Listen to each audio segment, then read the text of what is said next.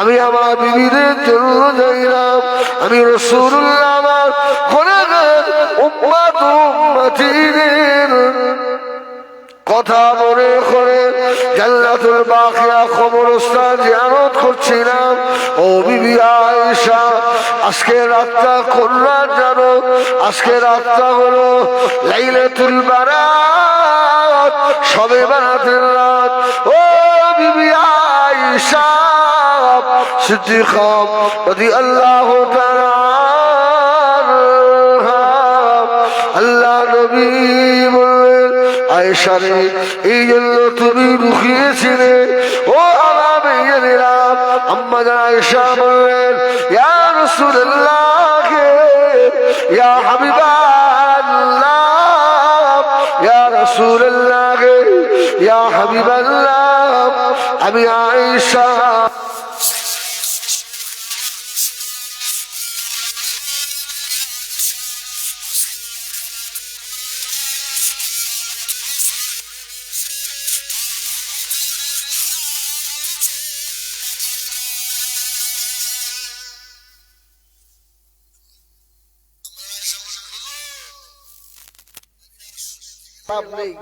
আমরা দুজনাই আল্লাহর ইবাদতে মশগুল হয়ে যাই। জোরে বলুন সুবহানাল্লাহ। এই রাতটা ছিল মাহে শাবানের 14 তারিখের দিবাগত রাত। কি লাইলাতুল বারাতের রাত। আমার সোনামণি, আমার ভাইজানেরা, সোনামণি কিরা, এই শবে বারাতের রাতে সকলের দোয়া আল্লাহ পাকের দরবারে কবুল হবে না বাবা। বাপ মায়ের অবাধ্য বেটা বেটির দোয়া আল্লাহ দরবারে কবুল হবে না বাবা।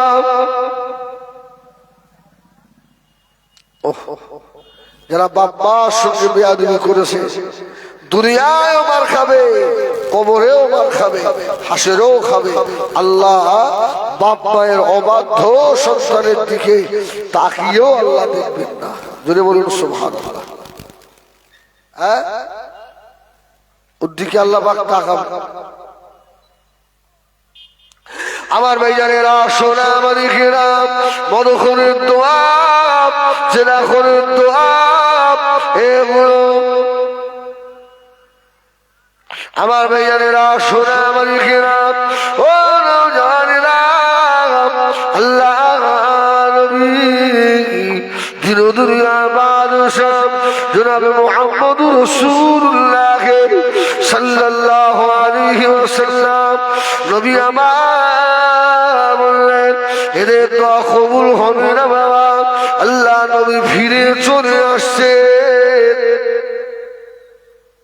এমন তো সময় একজন গিয়ে দাঁড়ালো, ইয়া রাসূলুল্লাহ, ইয়া হাবিবাল্লাহ, ইয়া রাসূলুল্লাহ, ইয়া হাবিবাল্লাহ, হুজুর বেয়াদবি মাফ করুন। ওহ, এদের দোয়া কবুল হবে না। আল্লাহ নবী সাল্লাল্লাহু আলাইহি ওয়াসাল্লাম বলেছিল, বাবা বাপ মায়ের অবাধ্য সন্তানের দোয়া কবুল হয় না। আল্লামা আশরাফ আলী থানভী রাহমাতুল্লাহ আলাইহি উনি একটা কিতাবে একটা ঘটনা লিখেছেন। আশরাফ আলী থানভী, এক গ্রামে এক যুবক ছেলে, তো সেই ছেলেটা খবর পেয়েছে অমুক গ্রামে আল্লাহর একজন ওলি আছে, তিনি হলেন মুস্তাজাবুদ দাওয়াত, হাত তুলতে দেরি, দোয়া কবুল হতে দেরি হয় না। জোরে বলুন সুবহানাল্লাহ। ছেলেটা ওই গ্রামের দিকে যাচ্ছে, দেখি আল্লাহর ওলিটাকে যদি পাই। তো আমাদের দিকে তো সব ঘন ঘন বাড়ি, আপনি ফুরফুরা যাবেন, হাওড়া জেলা, হুগলি জেলায় গিয়ে দেখবেন কি সব দূরে দূরে, সব দূরে দূরে বাড়ি। আল্লাহু আকবার। তো ছেলেটাকে বলছে, বাবা এই গ্রামে একজন আল্লাহর ওলি আছে, একজন ওলি বান্দা রয়েছে, বাবা তার সঙ্গে একটু দেখা করবে। আমার ভাইয়ারেরা সোনামারি খেরা ওই সময় যুবকটা ওই মানুষটাকে জিজ্ঞাসা করছে, বাবা এই গ্রামে আল্লাহর ওলি আছে যে হাত তুললে যার হাত ফেরানো হয় না? যাকে জিজ্ঞাসা করেছিল ওই মানুষটা বলে দিল, ও বাবা ছেলে, আমি তো হলাম সেই আল্লাহর ওলি মুস্তাজাবুদ দাওয়াত। কিন্তু আশ্চর্য বিষয়, উনি যে মুস্তাজাবুদ দাওয়াত, আর উনি রাস্তার ধারে পুকুরে বসে বসে দুটো শূকরকে আপনার গোসল করছে। কি কে? শোর শোর। এই শূকর নিকৃষ্ট না উৎকৃষ্ট?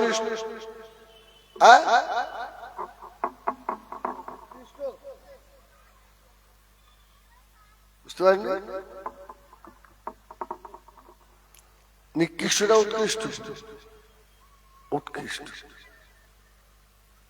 আমার সোনা নিকৃষ্ট না? শূকরের গা ধোয়া। যুবক ছেলেটা বলছে, কি ব্যাপার? আপনি মুস্তাজাবুদ দাওয়াত শুনেছি, আর আপনি শূকরকে গা ধোয়াচ্ছেন? বললো, বাবা এই শূকরের গা ধোয়াই বলে আল্লাহ আমাকে মুস্তাজাবুদ দাওয়াত করেছে। জোরে বলুন সুবহানাল্লাহ। অনেক মেয়েরা বলে না, শূকরের নাম নিলে ওযু ভেঙে যায়। অনেক আছে বলে। ওই সময় আল্লাহর ওলিকে জিজ্ঞাসা করলো যুবক, ওরে আল্লাহর ওলি বান্দা রে, এই শূকরকে কেন গোসল করাও? ছেলেটা জবাব দিল, আল্লাহ পাকের নেকবান্দি শুনে রাখেন, এই শূকর দুটো হলো, একটা হলো আমার জনম দুঃখের মা, আর একটা হলো আমার জনম দাদা বাপ। এরা আল্লাহ দরবারে এত বড় পাপী, এত বড় অপরাধী, আল্লাহ পাকের দুনিয়া জমিনে শূকর বানিয়ে দিয়েছে। এরা এখনো মরে না। এরা যতই খারাপ কাজ করুক, আমি বেটা করতে পারবো না। জোরে বলুন সুবহানাল্লাহ। এত ছোট কারামাত হবে না বাবা। আল্লাহর ওলি বলেছিলেন, ও বাবা ছেলে, প্রতিদিন আমি আমার শূকর মা আর শূকর বাবাকে গোসল করাই, আবার ঘরে রেখে দিয়ে আসি। জোরে বলুন সুবহানাল্লাহ। কেন? এর কারণ তুমি এত সেবা করো। বলছে এই শূকর যে আমার আব্বা মা অল্প একটা গোড়ার খাতিরে আল্লাহ আদরকে কাইয়েছে।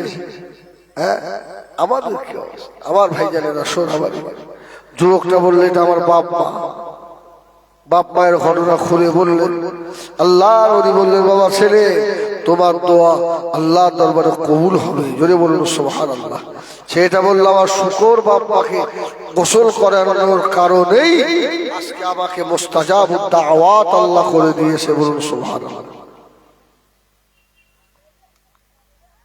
বাপ মায়ের সঙ্গে যদি ভালো ব্যবহার না হয়, সবাই বারাতে রাত্রে নামাজ পড়তে যাচ্ছে, একটারও ফজরের নামাজ পড়া নেই, এমন লোক আছে না? বলেন বলেন, একটাও খুঁজে পাবে, একটাও খুঁজে পাবে। আমার ভাইয়ারেরা, সোনা বাড়ি খেরাম, নবী আমার দুনিয়া বাদশাহ জনাবে মুহাম্মদুর রাসূলুল্লাহ সাল্লাল্লাহু আলাইহি ওয়াসাল্লাম, আমার নবী ওই সময় বলেছিল, ও ছেলে, কি করলে বাবা? ও আমার ভাইয়ারেরা, সোনা বাড়ি খেরাম, একবার মুহাম্মতে দরুদ আল্লাহুম্মা।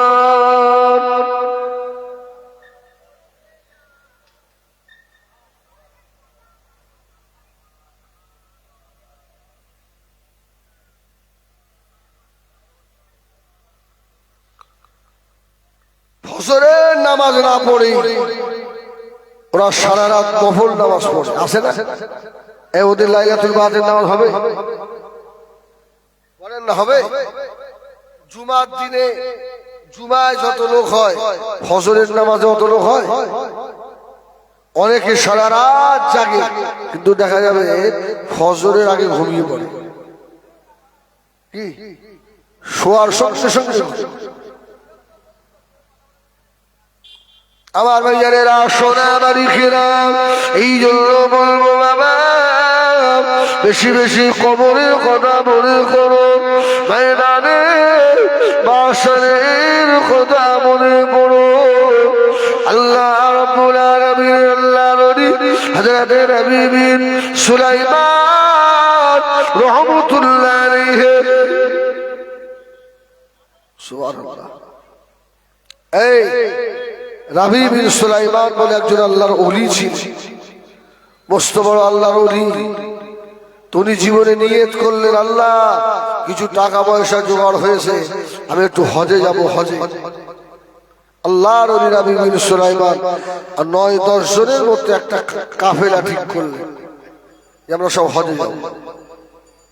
ও আমার ভাইয়ারা, সোনা বাড়ি খেলাম, আল্লাহর ওলি হযরত নবী বিন সুলাইমান আর মদিনাকে নিয়ে হযরত নবী বিন সুলাইমান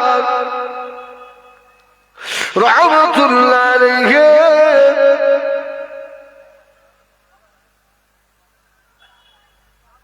আল্লাহর নবী বিন সুলাইমান রাহমাতুল্লাহ আলাইহি উনি সাথী সঙ্গীরে নিয়ে আল্লাহ পাকের কাবা শরীফে রওনা হলেন। আল্লাহর কাবায় যাচ্ছে, কিছু রাস্তা গিয়ে কুফা নগরীতে আল্লাহর ওলি ভুখা পেয়ে গিয়েছে, আল্লাহর ওলি ক্ষুধার্ত হয়ে গেছে।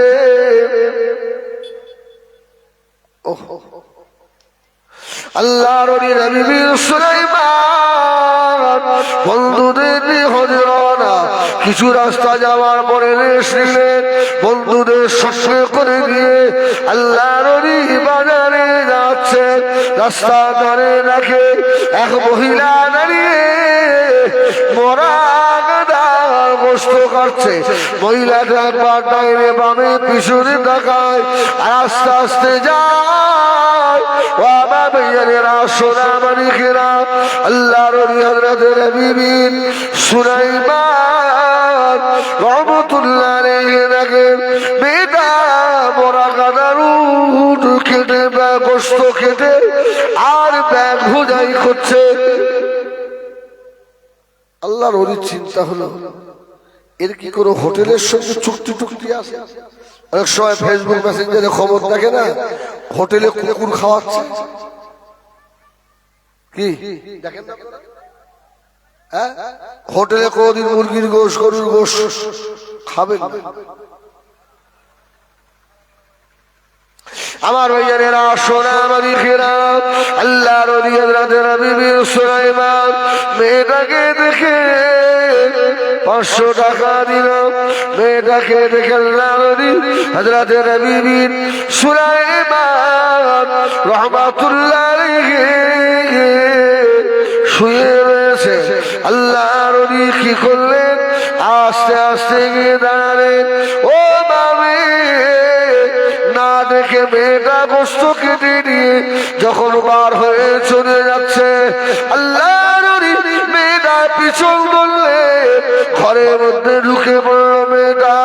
আল্লাহর ওলি নবী বিন সুলাইমান ঘরের দরওয়াজার সম্মুখে এসে দাঁড়িয়ে দরওয়াজায় ঠোকা দিচ্ছে। ও আমার ভাইয়েরা, সোনা মানিকেরা,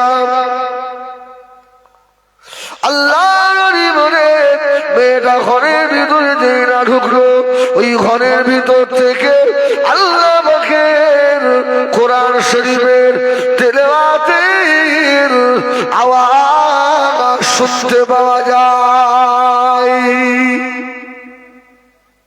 পাহারা দিয়ে দিয়ে গিয়ে হাজি ঘরে কোরআন তেলাওয়াতের আওয়াজ, চারটে বাচ্চা একটু গোশ পেয়ে খুব খুশি, কিন্তু গোশটা তো মরা, গাধার গোশ।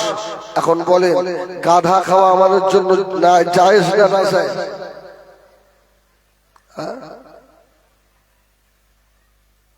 আমার ভাই জানে না।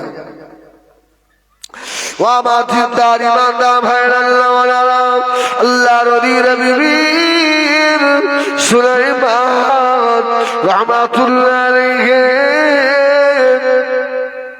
হযরতে নবী সুলাইমানের আর ঘরের সম্মুখে দাঁড়িয়ে শিকলটা নাড়া দিল, ঘরের ভিতর থেকে বার হলো নবীর সুলাইমানের। জোরে বলুন সুবহানাল্লাহ। ও নবীরা, এমন সময় ঘরের ভিতর থেকে কান্নার আওয়াজ। মেয়েটা দরওয়াজা খুলে বললেন, ও বাবে কি খবর মা? মেয়েটা বললো তো কোনো খবর নাই। আল্লাহু আকবার। ও আমার মেয়েরা, হযরত নবী সুলাইমান রহমাতুল্লাহ আলাইহি হুজুর আমার আর দাঁড়িয়ে গেলেন। নবী সুলাইমান রহমাতুল্লাহ আলাইহি ঘরের দরওয়াজা খুলে দিলেন। মেয়েটা বলল, কে বাবা এত রাতে আমার ঘরের দরওয়াজায় যেই না ঠোকা দিয়েছে, ঘরের ভিতর থেকে মহিলাটা বার হয়ে এলো। বাবা মুসাফির, এত রাতে কিসের দরকার আমার বাড়িতে? আল্লাহ নবী গিয়ে বললেন, ও বাবা দোকানদার, শুনে রাখো, আমার কিছুটা গোশত দিতে হবে। ও সোনা মালিকেরা, ঘরের ভিতরে ঢুকে পড়ে বাচ্চা দুটো বলতে লাগলো, আম্মা জান, আজ কয়েকদিন খাবার নেই মা, আপনি যে আমাদের জন্য খাবার নিয়ে এসেছেন, আমরা যে বড় খুশি। আল্লাহ নবী ঠোকা দিলেন। চলে গেলে কেন বাবা?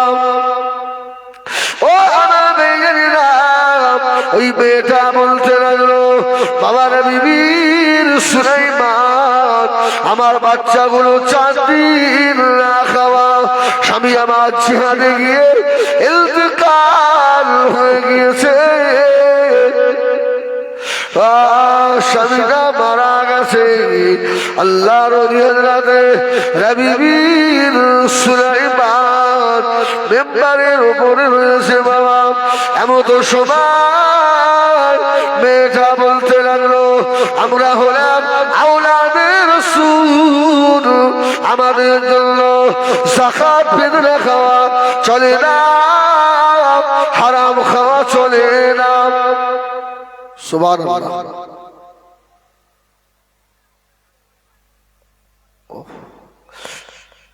আমাদের জন্য যাকাত ফিতরা সব খাওয়া জায়েজ নয়, আমার বাচ্চাগুলোর খাওয়া হয় না, এই জন্য রাস্তার ধার থেকে আর ওই মরা গাধার গোশ কেটে নিয়ে এসেছি।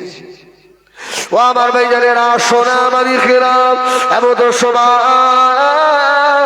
আল্লাহ নবী হযরত নবী সুলাইমান বাড়ি চলে গেলে ওই কুফা বাজারে গিয়ে হজে না গিয়ে যে টাকাগুলো ছিল, ওই টাকাগুলো দিয়ে খাবার কিনে নিয়ে সোজা চলে এলো বাবা ওই মহিলার বাড়ি। মহিলাটা খুশি হয়ে গিয়েছে। মহিলাকে বললো, আমি হজে যাবার নিয়ত করেছিলাম, আল্লাহর আওলাদে রাসূলের দেখে বড় মায়া হয়ে গেল, আমার টাকা যা ছিল তোমাদের জন্য এই আটা গোশত সব নিয়ে এলাম।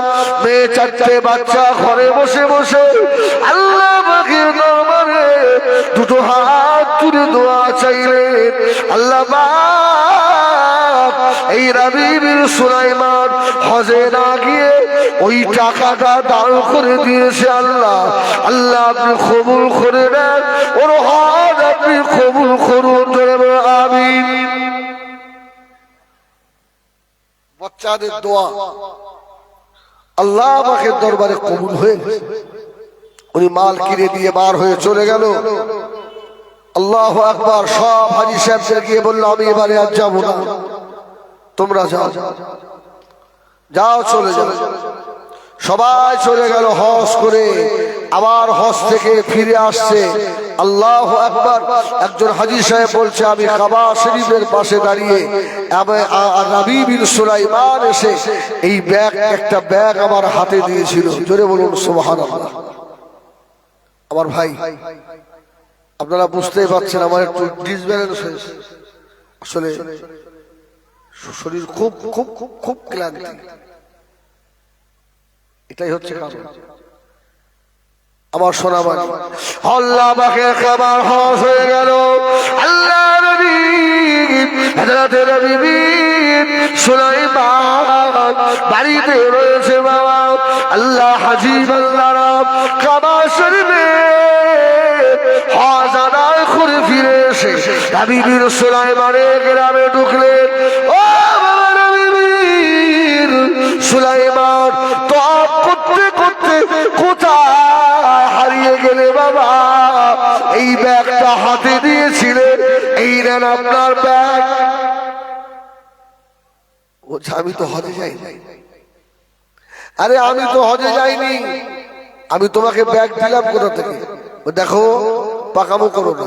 মাকাম ইব্রাহিমের পাশে দাঁড়িয়ে হক ব্যাগটা আমার হাতে দিলে, তোমাকে আর খুঁজে পাইনি আমি। এই নাও ব্যাগটা, নাও, ধরো, হাতে ধরো। আমার ভাইজানেরা, সোনা বাড়ির খেরা, আল্লাহ নবী হযরত নবী সুলাইমান ব্যাগটা হাতে নিয়ে নিল। ও আমার ভাইজানেরা, গভীর রাত্রে শুয়ে আছে, তাহাজ্জুদের নামাজ পড়ে আর কাঁদতে লেগেছে, আল্লাহ আমি তো হজে গেলাম না, কিন্তু আমার সাথী সঙ্গীরা বলল, কেউ বলেছে মিনায় দেখেছি, কেউ বলেছে আরাফাতে দেখেছি, কেউ বলেছে আল্লাহ পাকে কাবা শরীফ তওয়াফ করতে গিয়ে দেখেছি। আল্লাহর কারণ বুঝতে পারলাম না। আল্লাহ নবী সুলাইমান কাঁদতে কাঁদতে ঘুমিয়ে পড়লে। গভীর রাত্রিরে দুইজন ফেরেশতা আল্লাহ নাযিল করে দিয়েছে। বলুন সুবহানাল্লাহ। দুইজন ফেরেশতা এসে, ফেরেশতারা বলা কওয়া করছে, এবছরে যত মানুষ হজে এসেছে কারোর হজ কবুল হয়নি। তার মানে বলছে একজনের হজ কবুল হয়েছে। তিনি কে? বলল, তিনি হলেন নবী বিন সুলাইমান। জোরে বলুন সুবহানাল্লাহ। আল্লাহ একজনের ওসিলায় তামাম হাজী বান্দাদের হজ সব আল্লাহ পাক কবুল করে নিয়েছেন। জোরে বলুন সুবহানাল্লাহ। আল্লাহু আকবার। উনি ঘুমের মধ্যে আছেন, এমত সময় ধীর দুনিয়া বাদশাহ হাবিবুল্লাহ জনাবে মুহাম্মদুর রাসূলুল্লাহ সাল্লাল্লাহু আলাইহি ওয়াসাল্লাম নবী আমার স্বয়ং এসে হাজির।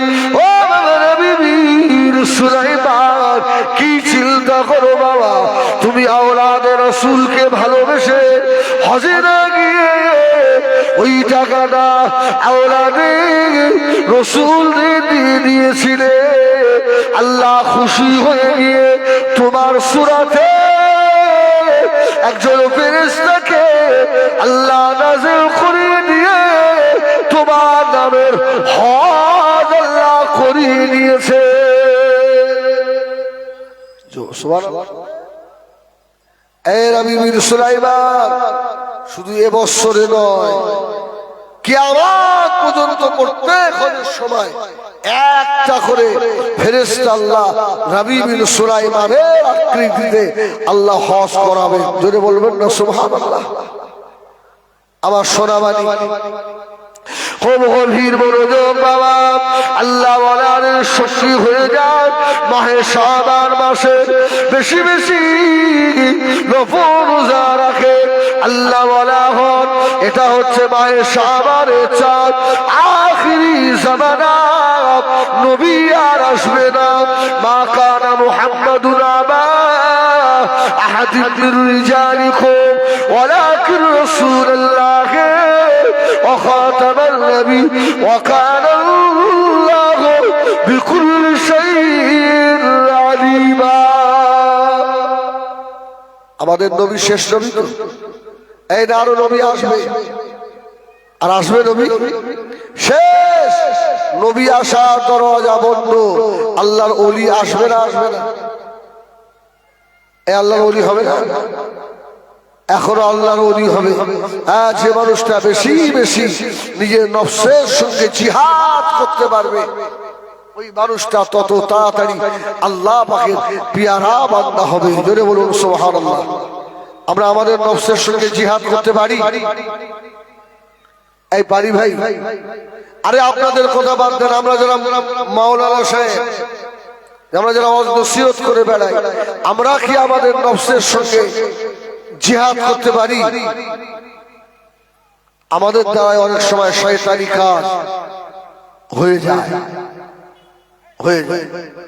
এই জন্য আমি অনেক জলসায় বলেছি, এই রকম সময় আল্লাহর ওলি হওয়া সহজ।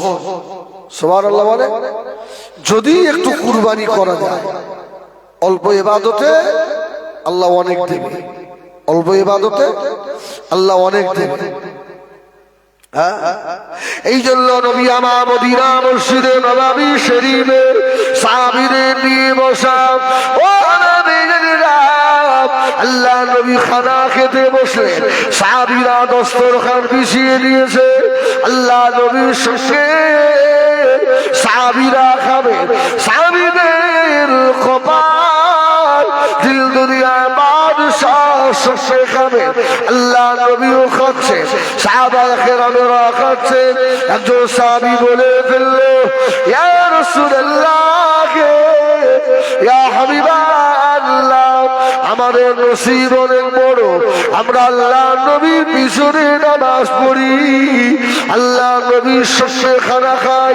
আল্লাহ নবী জবাব দিয়েছিলেন, ও আমার সাহাবীরা, শুনে রাখো, আখিরি জামানায় আমার একদল উম্মত দুনিয়ায় আসবে, তারা আমাকে দেখতে পাবে না, তারা যদি আমার সুন্নাহগুলোকে, আল্লাহর হুকুমগুলোকে আঁকড়ে ধরে, ও আমার সাহাবীরা, আল্লাহ পাক তাদেরও মর্যাদা আল্লাহ বাড়িয়ে দেবে।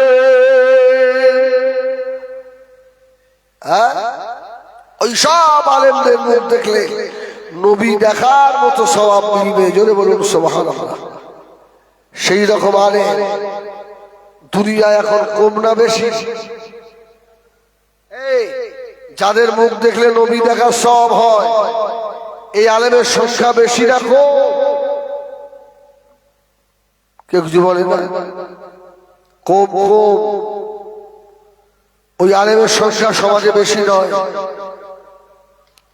আমরা নফসের গোলামি করি, নফস যেটা বলে সেটা আমরা করে ফেলি, কিন্তু আল্লাহ নবী সাহাবায়ে কেরামেরা নফসের গোলাম ছিলেন। আমার ভাইজানেরা, সোনা মানিকেরাম, নবী আমার দিল দুনিয়া বাদশাহ, আল্লাহ নবী সাহাবায়ে কেরামদেরকে নিয়ে নবী আমার জিহাদের ময়দানে বার হয়ে গেলেন। একদিন, দুদিন, 3 দিন হয়ে গেল, আল্লাহ নবীর সাহাবীদের খানা পানি শেষ হয়ে গিয়েছে। সাহাবীরা বললেন, ইয়া রাসূলুল্লাহ, ইয়া হাবিবাল্লাহ, এখন আমরা কি খাবো? আমাদের খাবার পানি সব শেষ। রাসূল বললে, তোমাদের সঙ্গে যে গাধা আছে, গাধা, ওটাকে ধরো আর জবাই করে দাও। আচ্ছা, গাধা খাওয়া জায়েজ না? বলো না, গাধা খাওয়া জায়েজ না? নাজায়েজ, গাদা খাওয়া যাবে না। তখন এই আয়াত অবতীর্ণ হয়নি, নাজিল হয়নি। রাসূল বলল তাহলে এক কাজ করো, একটা গাদা ধরো আর জবাই করে দাও।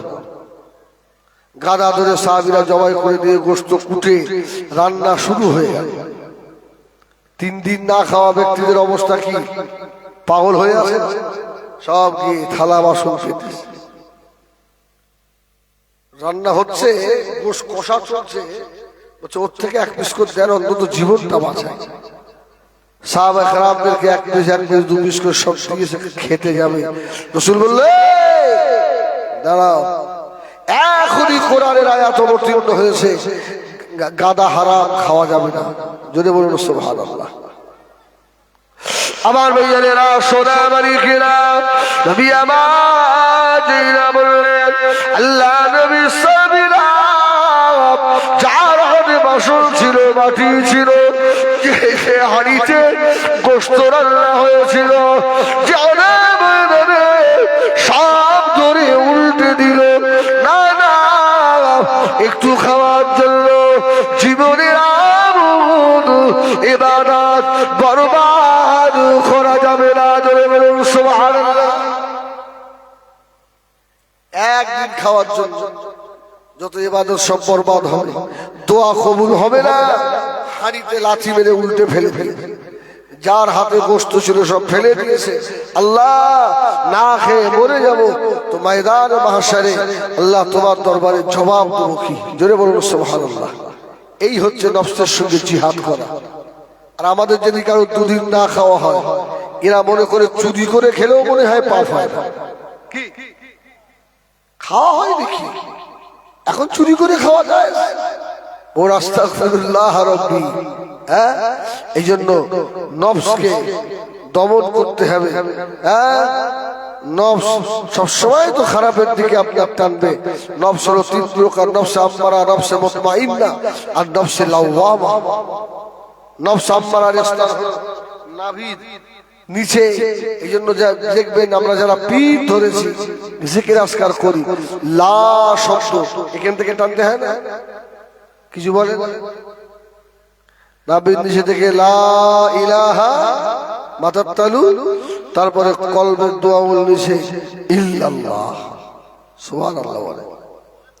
আমার ভাইয়েরা, সোনা মালিকেরা, আল্লাহ নবী খুদিজা টুকরা সাহাবী হযরত আবু হুরায়রা রাদিয়াল্লাহু তাআলা আনহু আল্লাহ নবী দরবারে, ও নবীরা, এমন সময় সাদগার কিছু খাবার এলো।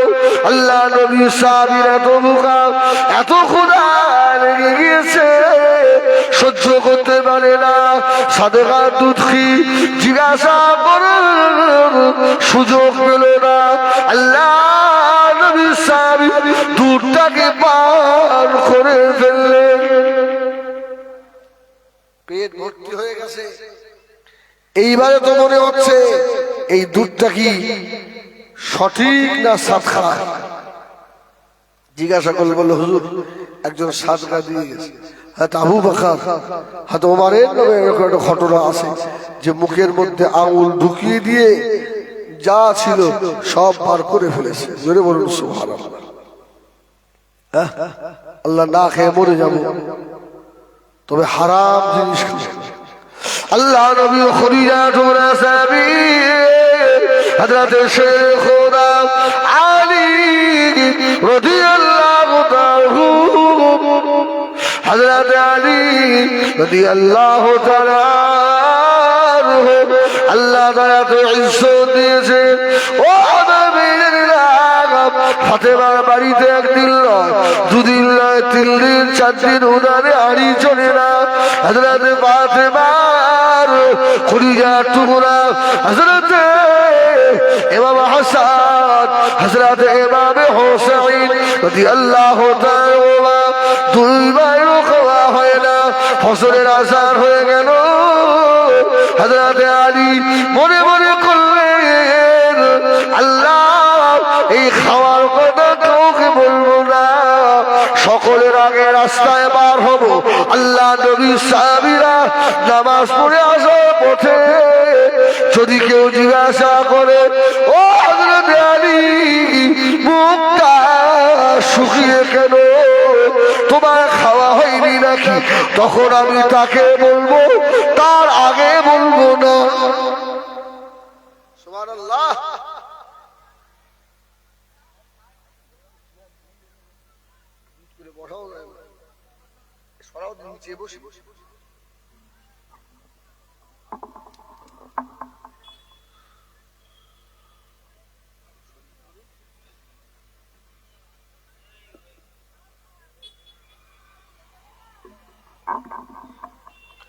সুবহানাল্লাহ বলে।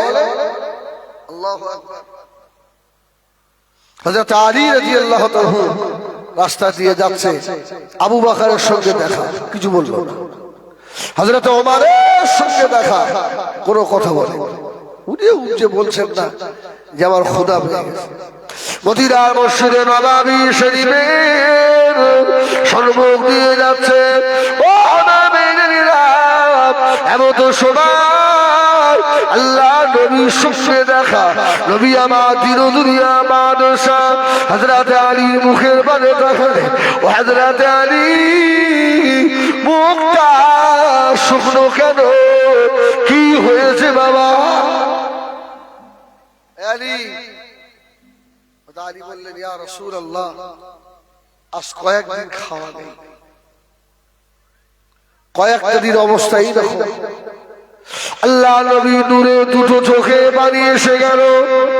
নবী আমার আলীকে বললেন, ও আলী রে, ওই যে খাজুর গাছ দেখা যায়, ওই খাজুর গাছের কাছে গিয়ে একটু ধরে দাঁড়া দিয়ে বলো, আমিনার লাল জনাবে মুহাম্মদুর রাসূলুল্লাহ সাল্লাল্লাহু আলাইহি ওয়াসাল্লাম আল্লাহ নবী বানিয়েছে, এই খাজুরের গাছ আমাদের খাজুর দিয়ে দে। যদি বলুন সুবহানাল্লাহ। গাছটা মরা মরা গাছ। আলীর মনে মনে হচ্ছে, মরা গাছে দাঁড়া দিলে এতে কি আর খাজুর পাওয়া যায়?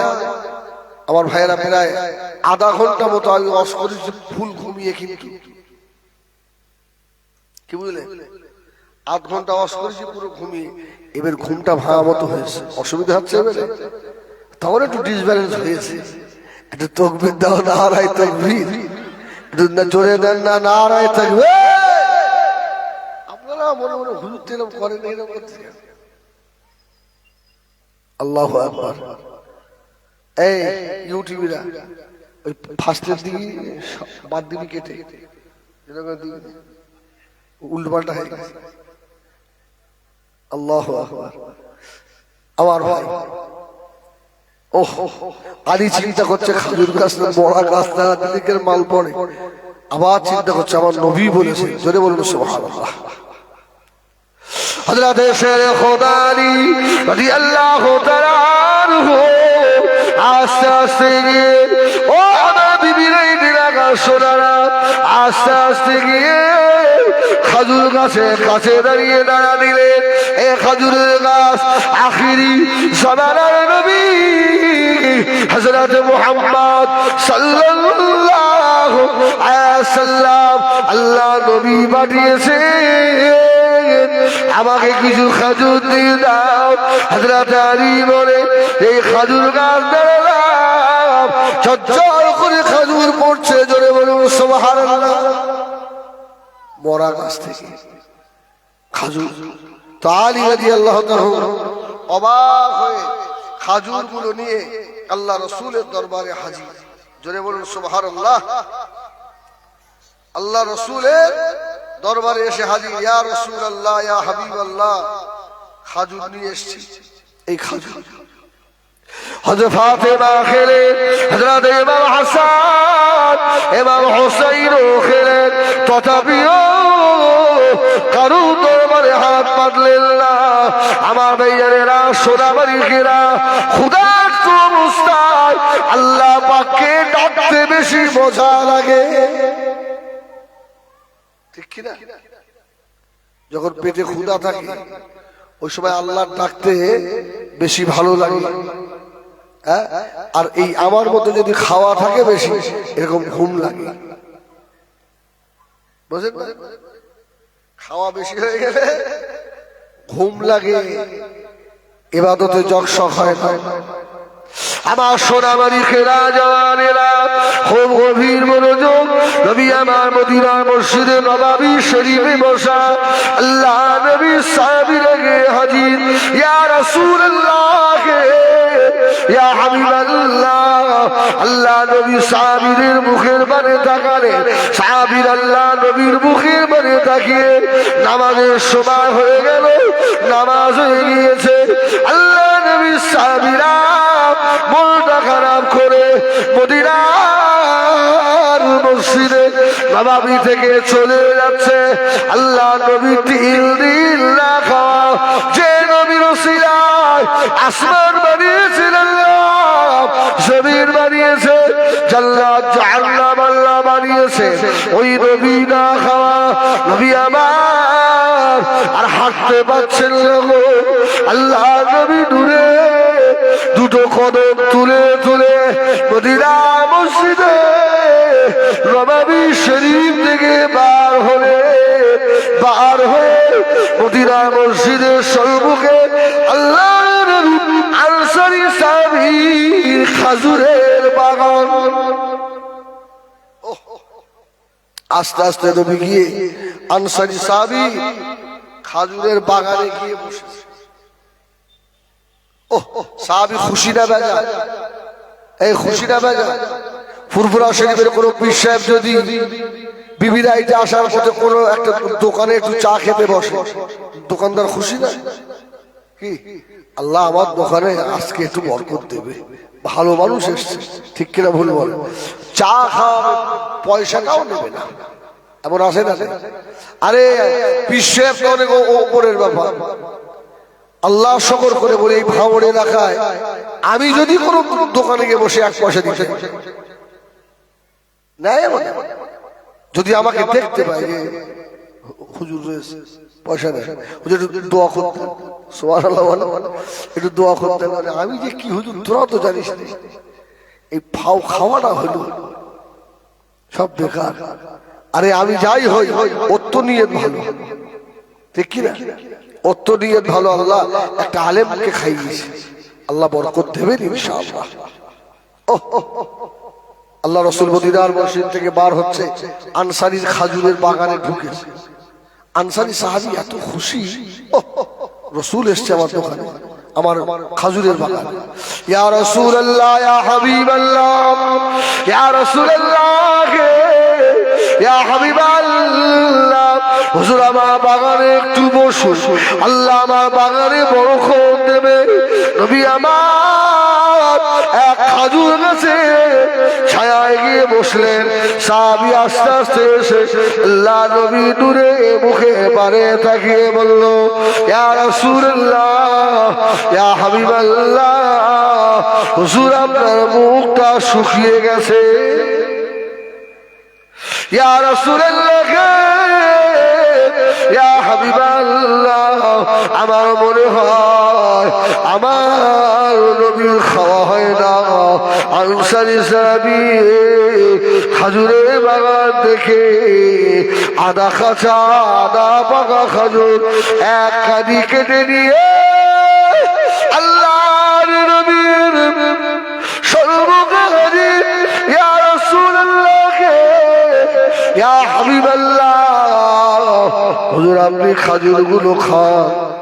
আল্লাহ নবী সাহাবীর মুখের পানে তাকিয়ে, বাবা সাহাবী রে, আল্লাহ যার জন্য আসমান জমিন কুল কায়নাত বানিয়েছেন, ওই নবী না খাওয়া আল্লাহ নবী ডাক দিয়েছিলেন, বাবা সাহাবীরা রে, বাবা আবু বকর, আমার কলিজা ছিল সাহাবী,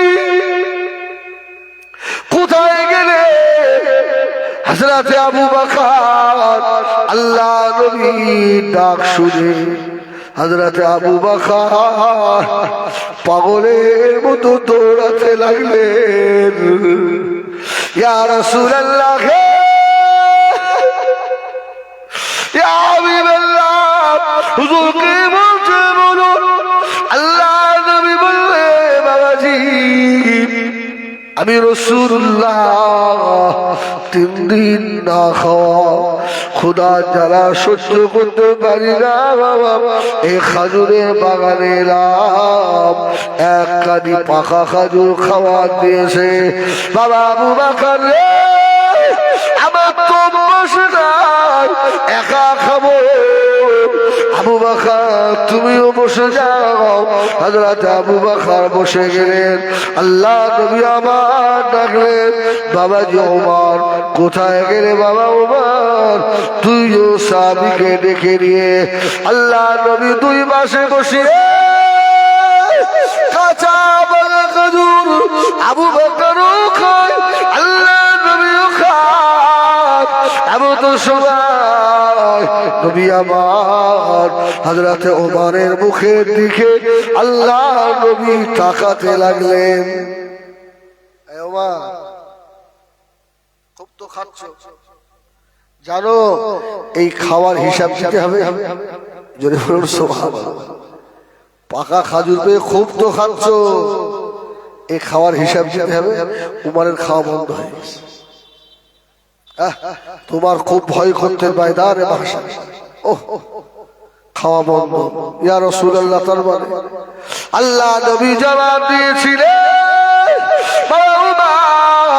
শুনে রেখে দাও উমর, এই যে খাজুর গাছের ছায়ায় বসে খাজুর খেলে বাবা তুমি একবার তাকিয়ে দেখো কত রাখার মরুভূমি বালুর উপরে আর রোদ ধরে ছাগল চড়ায়, আল্লাহ তোমাকে ছায়ায় বসে খাইয়েছে। বাবা ওমর জবাব দিতে হবে। হযরত ওমর বারো খাজুর বাগানের ভিতরে পাগলের মতো কাঁদতে লাগলেন। আয় আল্লাহ আমি ওমর সেই দিনে কি জবাব দেবো আল্লাহ? আল্লাহ আমার তো জবাব দেওয়ার মতো কিছু নাই।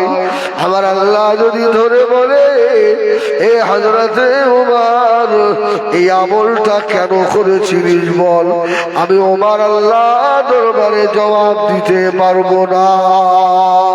আল্লাহ নবী বলেছিলেন ও ওমর কেঁদো না, কেঁদো না বাবা, আল্লাহ যে দর্শন সাহাবীকে আশারায় মুবাশশারা করে দিয়েছেন। আমার আবু বকর ফিল জান্নাহ, আমার ওমর ফিল জান্নাহ, আমার উসমান ফিল জান্নাহ, আমার আলী ফিল জান্নাহ, আমার তালহা ফিল জান্নাহ রে, আমার আব্দুল্লাহ ইবনে ও ফিল জান্নাহ, আব্দুর রহমান ফিল জান্নাহ। নবী সাহাবীদেরকে বললেন, উমরের মুখের দিকে তাকিয়ে বলল বাবা ওমর আল্লাহ তো তোমাকে 2য় নম্বরে রেখেছে। জোরে বলুন সুবহানাল্লাহ। ও হযরত ওমর এত দামি মানুষ সত্ত্বেও হাসরের কথা মনে করে এত কান্না কাঁদে। কিতাবে এসেছে হযরত ওমরের একটা ডায়েরি ছিল, ডায়েরি সারা দিনে কত ইবাদত করত, কি করতে, হ্যাঁ ওই ডায়েরিতে হযরত ওমর রাদিয়াল্লাহু তাআলা সব লিখতেন। জোরে বলুন সুবহানাল্লাহ। লিখতেন ও বাবা জানিলাম আল্লাহ নবী কলিজাতে সাহাবী হযরত ওমর ফারুক রাদিয়াল্লাহু তাআলা আনহু ওই ডায়েরিতে লিখে রাখতেন। যেদিন ইবাদত কম হয়ে যেত হযরত নিজের বাড়ির চাবুক নিয়ে নিজের পিঠের উপরে মারতেন, এই ওমর আজকে তোর নামাজ কম হয়ে গেল কেন? আজকে তোর কোরআন তেলাওয়াত কম হয়ে গেল কেন? আবার সোনাবাড়িকেরা ও বিবিরাইতে আমাদের জীবনে কত নামাজ কাজা হয়ে গেল, কত রোজা ইচ্ছাকৃত ছেড়ে দিলাম, আল্লাহর হুকুমকে কত ছেড়ে দিয়েছি। আল্লাহ পাকের দরবারে সেই দিনে কি জবাব দেবো বলে? ঠিক কিনা মনে হয়? এই মনে পড়ে উমারের বিবি হযরত উমার যখন ইন্তেকাল হয়, ইন্তেকালের পরে যারা হুজুরকে গোসল দিয়েছিল ওরা বলছে আমরা দেখছি উমারের শরীরে বড় বড় চাবুকের দাগ, চাবুকের দাগ। হযরত উমর রাদিয়াল্লাহু তাআলা যারা গোসল দিল ওরা দাফন করে এসে হযরত উমারের বিবিকে জিজ্ঞাসা করে, আম্মা জান আমিরুল মুমিনিনকে কেউ কি মেরেছিল? কেন বাবা? হুজুরের শরীরে সব চাবুকের দাগ ছিল কেন? সুবহানাল্লাহ বলে। হযরত ওমরের বিবি ডাক দিলেন, হে নবী পাকের সাহাবীরা এদিকে এসো বাবা। সাহাবীদেরকে দেখে হযরত ওমরের ঘরে ঢুকালেন, ঢুকিয়ে লাল চাবুকটা দেখিয়েছিলেন। জোরে বলুন সুবহানাল্লাহ। ওই দেখেন চাবুক, ওই চাবুক দিয়ে হুজুরকে কে মারত? বলছে কেউ মারত না। হযরত ওমরের যেদিন রাত্রিরে নামাজ কম হয়ে যেত, ওমর নিজের চাবুক নিজে বেরিয়ে নিয়ে নিজের শরীরের উপরে আঘাত করতেন আর বলতেন, এই ওমরের শরীর তুই কি জাহান্নামের আগুন সহ্য করতে পারবি? যদি বলবেন না এই তোর কি আযাব সহ্য করার ক্ষমতা আছে? আজকে সারা রাত যত জলসা শুনবেন শুধু এই একটা জিনিস মাথায় নিয়ে বাড়ি যান। হযরত ওমরের মতো মানুষ যদি নিজের চাবুক নিয়ে নিজের শরীরের উপরে আঘাত করে আর বলে, ওমর রে তুই কি জাহান্নাম সহ্য করতে পারবি? এই নবীর সাহাবীরা হযরত ওমরের চাবুক নিয়ে হুজুর নিজের গায়ে মারতেন। এই জন্য হুজুরের শরীরে সব সব কাটা কাটা দাগ, চাবুকের আঘাত। হযরত ওমরের মতো মানুষ মদিনা মসজিদে নববী শরীফে তাহাজ্জুদের সময় হয়ে গেল। হযরত ওমর মদিনা মসজিদে নববীতে তাহাজ্জুদের নামাজ আদায় করলেন। তাহাজ্জুদের নামাজ পড়ে পাগলের মতো ঝরঝর করে কাঁদতেছে, আল্লাহ আমি ওমর, আমি ছিলাম উটের রাখাল, আল্লাহ তুমি আমাকে আজকে অর্ধজানের খলিফা বানিয়ে দিয়েছো। আল্লাহ আল্লাহ আমি উমারের গায়ে উটের পায়খানা লেগে থাকতো, সেই মাঠগুলো আমি এখনো দেখি, যে মাঠে আমি উট চড়িয়েছিলাম। আল্লাহ আজকে সে ওমরকে শুধু মুহাম্মদুর রাসূলুল্লাহর হাতে হাত দেওয়ার বাবার কাছে আল্লাহ আপনি আমাকে খলিফা করে দিয়েছেন। তবে আমি আবু বকরের উপরে খুশি নই। আবু বকরের ইন্তেকালের সময় একবার হেসে বলেছে, ওমর আমি জীবনে যত কাজ করেছি তার মধ্যে এই একটা আমার ভালো কাজ, আমি খুশি হয়েছি। ওমর বললেন, হুজুর সে কাজটা কি কাজ? আবু বকর সিদ্দিক বলল, আমি আমার জীবনের শেষ সময় আমার গদিতে উমারের মতো একজন ভালো মানুষকে খলিফা বানিয়ে রেখে যেতে পারছি। জোরে বলুন সুবহানাল্লাহ। উমারের মতো একজন ভালো মানুষকে খলিফা করে আমি দুনিয়া থেকে যেতে পারছি, এটাই আমার বড় খুশি। যদি বলবেন না সুবহানাল্লাহ। হযরত ওমর কাঁদতে লাগলেন, ও আবু বকর আমি খুশি নই, আমি বড় দুঃখিত। আপনি যদি আমাকে খলিফা না বানিয়ে মদিনা মসজিদে নববী শরীফে মুয়াজ্জিন বানিয়ে দিতেন, আমি খুশি হতাম। খলিফা হয়ে আমি খুশি নই, কেননা ময়দান মাশারে আল্লাহ রাব্বুল আলামিনের সম্মুখে আমি ওমর যদি ফুরাতের তীরে একটি কুকুরও মরে সেই হিসাবটা আল্লাহ উমারের কাছ থেকে নেবে। সেই দিনের ভয় হয়।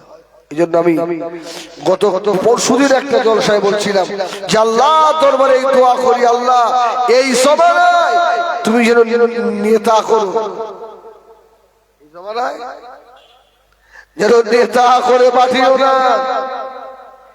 আর যাদের নেতা হওয়ার শখ, নেতা হও। আবার নেতার মতো যদি নেতা হয়, রাসূল বললেন ওই নেতার হাসর হবে আমি মুহাম্মদ আমার সঙ্গে। জোরে বলুন সুবহানাল্লাহ। যদি ন্যায় পরায়ণ ভালো নেতা হয়, রাসূল বললেন আমার সঙ্গে ওর হাসর হবে। আর রাত্রে যদি চুরি করা নেতা হয়, ভাঙড়ে এমনও নেতার বসবাস আছে, কিচ্ছু ছিল না, শুধু ভ্যান টানতো আর গেঁজা খেত। আল্লাহ কারে অনেক বিল্ডিং তাদের হয়েছে। কি সারা ভাঙড়বাসীর পায়ে হাত দিয়ে যদি ক্ষমা না চায়, আল্লাহ এদের ক্ষমা করবে না। এই সারা ভাঙড়বাসীর পায়ে হাত দিয়ে ক্ষমা চাইতে হবে মৃত্যুর আগে। সুবহানাল্লাহ, সুবহানাল্লাহ। ওরা খুব ভাগ্যবান নয়। আল্লাহ দরবারে দোয়া করেন, আল্লাহ একবেলা খাবে, একবেলা ভুখা রাখবে। আল্লাহ একবেলা খাবো, একবেলা খাবো না, তবে হারাম খাবো না। আল্লাহ পরের মাল ঝেড়ে দেওয়া মাল খাবো না। আল্লাহ দুনিয়ায় কষ্ট দেন, আল্লাহ কবরের কষ্ট দেবেন না। আল্লাহ দুনিয়ায় কষ্ট দেন, ময়দানে মাশরে কষ্ট দেবেন না। আল্লাহ দুনিয়ায় কষ্ট দেন, তাদের দুঃখ দান কঠিন পুলসিরা পার করিয়ে নেবেন। আল্লাহ সোনাবাড়িকেরা এই দুনিয়ায় যে মানুষটা যত চালাক, যত চালু, এরা তত বেশি জাহান্নামী হবে। চালু মানুষেরা, চালাকেরা বেশি জাহান্নামী হবে চতুর মানুষের। আর সাদা সিধে বোকা মানুষগুলো এরা এদের থেকেও আগে জান্নাতি হবে। যদি বলুন না সুবহানাল্লাহ। সাদা সিধে মানুষগুলো জান্নাতি বেশি হবে। সমাজে যেসব পাগলগুলো রাস্তায় ঘুরে ঘুরে বেড়ায়, পাগলের থেকে ঠাট্টা করে, ঢিলা মারেন, ইট মারেন, তাড়া করেন, আপনি জানেন ওর হিসাব হবে না। সুবহানাল্লাহ বলেন, ওর হিসাব হবে না। আর আপনি তো চালু, জ্ঞানী, বুদ্ধিমান, হিসাব আপনার হবে। আপনাকে আমার ভাইয়েরা সোনাবাড়ি খেরাও, নবী আমার দিন দুনিয়ার বাদশাহ জনাবে মুহাম্মদুর রাসূলুল্লাহ সাল্লাল্লাহু আলাইহি ওয়াসাল্লাম, আল্লাহ নবী আম্মা জান হযরত আয়েশা সিদ্দিকা হুজরার ভিতরে আল্লাহ নবী শুয়ে আছেন। ও আম্মা জান হযরত আয়েশা সিদ্দিকা রাদিয়াল্লাহু তাআলা আনহা বলছেন, গভীর রাতে আমি উঠে দেখি আল্লাহ নবী আমার বিছানায় নাই, আমি সাইডে চেয়ে দেখি নবী আমার সাজদায় পড়ে এত কান্না কাঁদছে। আল্লাহ নবী নূরে দুটো চোখে পানি অঝরে গড়িয়ে যায়। আমি আয়েশা আল্লাহ নবীর পাশে দাঁড়িয়ে শুনতে লাগলাম, নবী আমার কি বলে কাঁদে।